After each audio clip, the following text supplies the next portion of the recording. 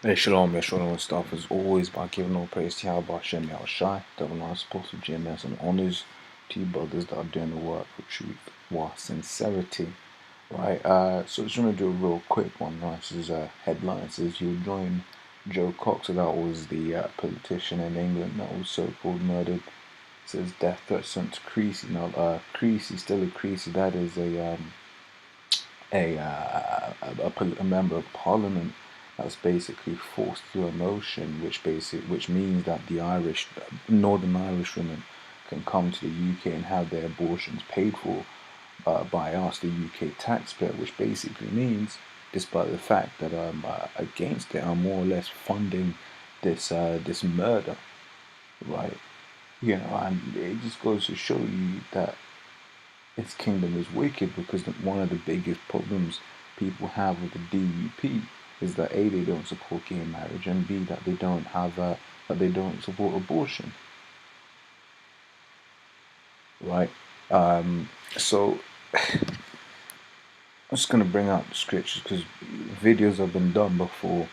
I've got a video somewhere in my channel there, which basically details the lies, the misconceptions, and all of the wickedness, really, of the whole abortion thing in terms of the numbers. Why? Because they like using this whole thing about rape and incest as an argument, as is written in this article, right?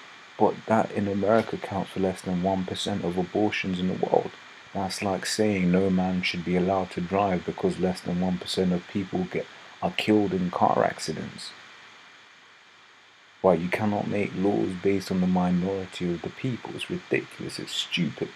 Right, but Esau in his will to basically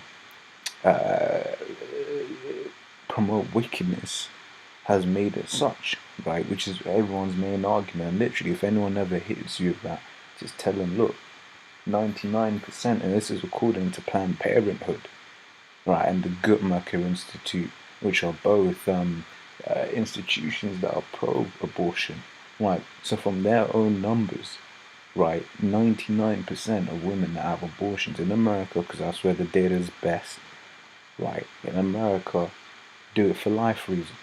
Oh, I'm too young to have a baby. Oh, I'm this. Oh, I'm that. Right, because Esau's made this world such for women that they feel they have no consequences. They can have sex, open the legs, get pregnant, and then don't worry, we'll terminate the baby. Whereas in the ancient world, you get pregnant, you look after that baby, you raise that child. But then again, the society was such that by the time you was having sex, you was able to look after a child. You had the foundations there for you, where you was able to take care of a child, have your own house, this, that, and the other. Here, people aren't getting their houses, moving out into their own houses until they're a lot older. Until you hear women saying, "I don't want to have children until I'm 40."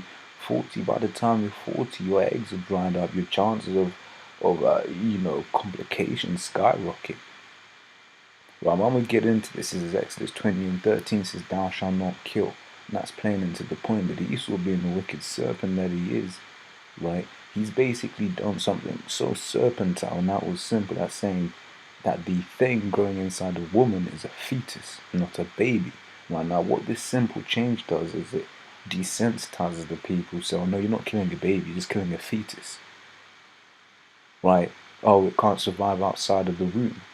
Well, when you take a baby home, it can't survive outside of your house. It can't survive out of your care, whether it's born or not. So that's a stupid argument. Right? It says, and that's playing into the point. Thou shalt not kill. And what you're doing there is killing someone. Right? And then you say, oh, but what if the mother's gonna die? Hey, Rachel died. Rachel died giving birth to Benjamin.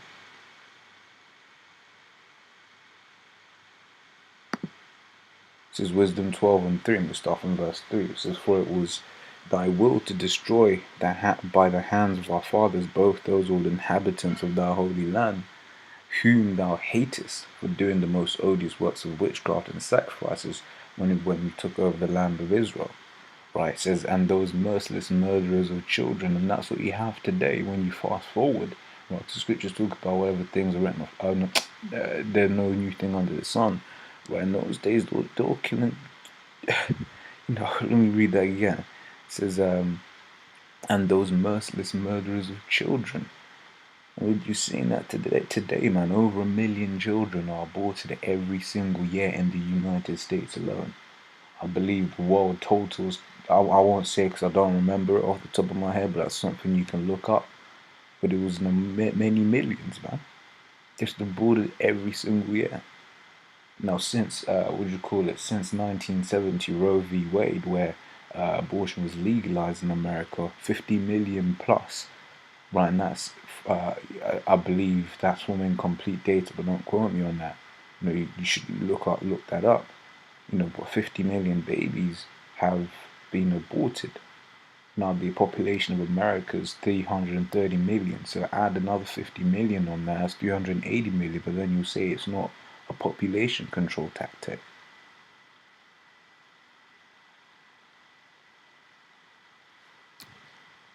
This is Exodus 21 and 22 says, if men strive and hurt a woman with child, so that her fruit depart from her, and yet no mischief follow, ye shall be surely punished according as the woman's husband will lay upon him, and he shall pay as the judges determine. I'll bring this out to prove that according to the Lord, according to the Bible, no matter what Esau wants to call it, a fetus or whatnot, whatever's inside your belly is life. A woman's belly, when it's growing, that's life.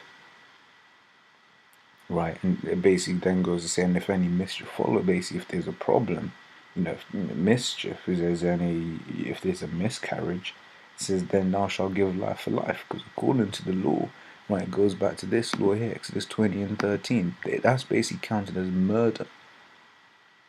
Right, so to put it graphically for you, imagine a guy goes up to another man, they're all beefing it out, then, a woman comes, and she basically, get punched in the belly or something, and that baby departs, that baby dies. That's murder according to the scripture, man. Eye for eye, tooth for tooth, hand for hand, foot for foot, burning for burning, wound for wound, stripe for stripe.